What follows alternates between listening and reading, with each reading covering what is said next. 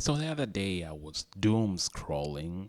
I was thinking about my life in deep thought. I was thinking, I live here in America and I have no prospects of ever owning a home. So I decided to doom scroll. This is me doom scrolling, and I just decided, okay, what's the average home price in America? Okay, average home price in America. And our friendly AI, who's going to take over the world, says that the average home price is around 420,000 pesos. Well, not pesos, dollars. I was hoping it was pesos, would have been much cheaper, but no. Our AI robot future colonizer says that average home price in America is gonna be 400,000. So I did what any normal millennial would do. I became a passport bro. Nope, I did not become a passport bro, but I thought about what about other countries? Can I afford a house in another country? And then I started searching and I saw this article on CNBC about cheap homes in Japan. You're big in Japan tonight. Big in Japan tonight. I don't know if that's the lyrics, but there's song from Alphaville. My God, I'm gonna stop now. That's terrible singing. So basically, what this article was saying is foreign buyers eye Japan, empty houses with millions available for cheap, but experts warn of risks. Okay, forget about this election day because I'm recording this on the day of the end of the world, which is November 5th, election day here in America. So I'm gonna get those advertisements for voting. So there are 9 million Akiyas. Akiyas, I guess that's how they refer to these homes. There are so many abandoned homes, empty homes. As of 2023, Japan had more than 9 million Akiyas, empty houses, with some of these properties going for less than 10,000. Now, if I dig deep into my crypto savings, which is basically loss, or any savings that I ever have, if I sell my pair of shoes and everything, I think I could kind of come up with 10,000. So I was thinking, oh, well, Japan, we are coming to Japan. We're gonna go to Japan. We're gonna buy a Kia and live in the countryside to the friendly Japanese. So Japan Akiyas has explained real quick. The rise in number of abandoned houses in Japan largely owed to the population crisis as fertility rate sinks to a record low in 2023 and death rates have surpassed birth rates. So Japan is going through a very tough time right now. The population majority is elderly, and that's why many people are left. The elderly are left in the rural areas. That's where they're selling these Akiyas. They're abandoned. Many young people are going to the cities, I'm believing, because of the jobs.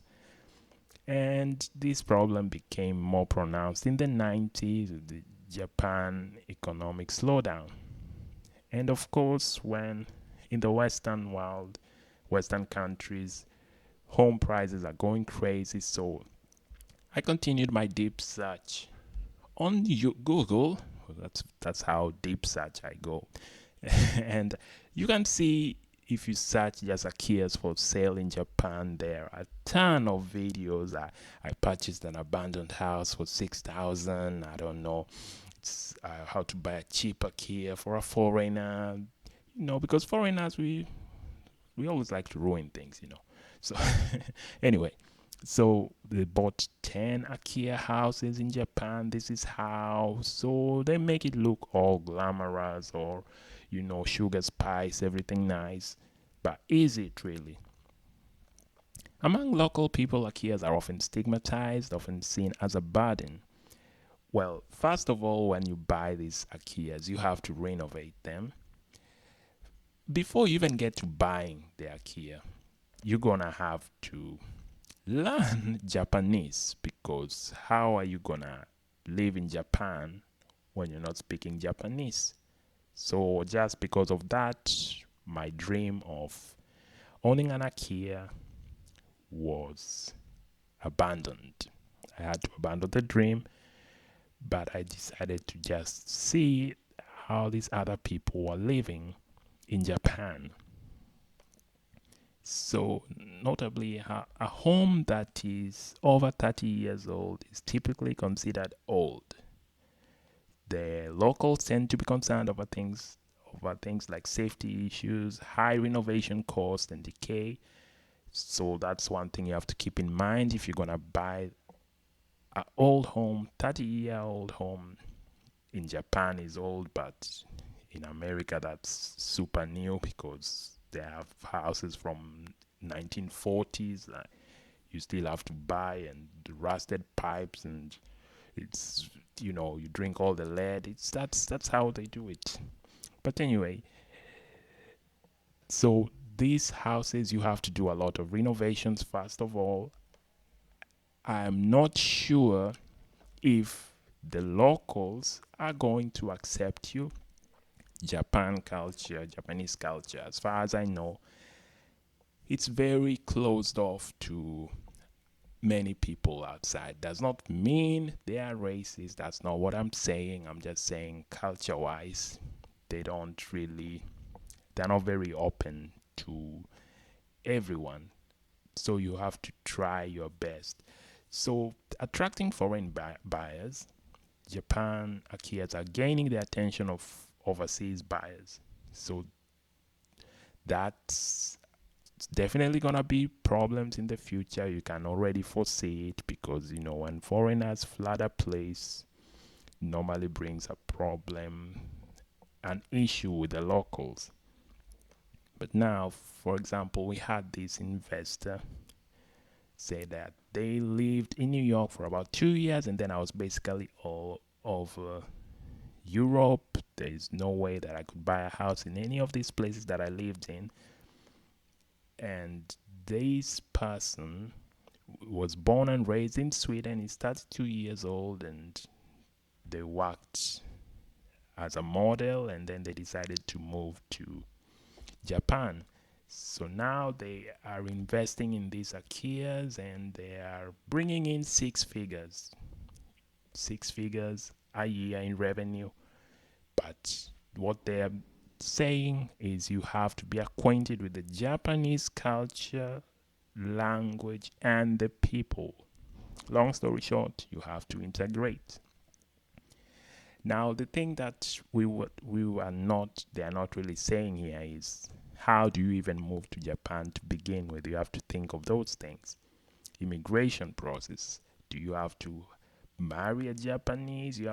It's not just waking up and you go buy a $10,000 house and you live happily ever after and it's done. Nope. You have to face the immigration issue. You have to think of the work prospects. Are you going to compete with the Japanese for the jobs? Pretty sure the places that these houses are, their jobs are not there. That's why they are abandoned. That's why people moved away to other places where there are more jobs. So most likely you will have to either live in a place that you have to be in a situation where either you have a job of your own, you're working online as an, I don't know, and then you move there for you to have this kind of investment. There's also okay, let me just, okay, they say that if you're looking for quick or large returns, if you buy this IKEA, that's not gonna happen. That's a no bueno. Due to high renovation costs and the limited resale potential, it's gonna be hard to sell it afterwards. I mean, you can use it as an Airbnb. There is a couple down here that had they did the same.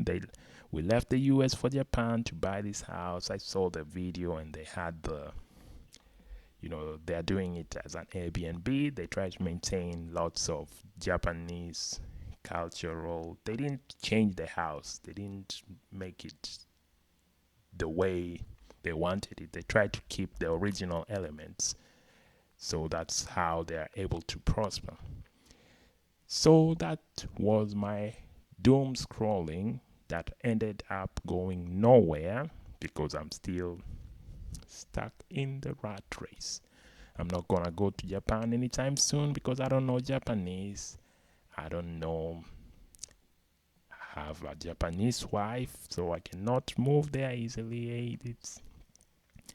But we have to keep on looking for how to get affordable housing in these crazy, crazy times. So that's it. If you are kind of not bored to death with this video, please like, subscribe, and share the video on all the networks. I'll see you. Oh my goodness, all the networks! Wow! All the networks!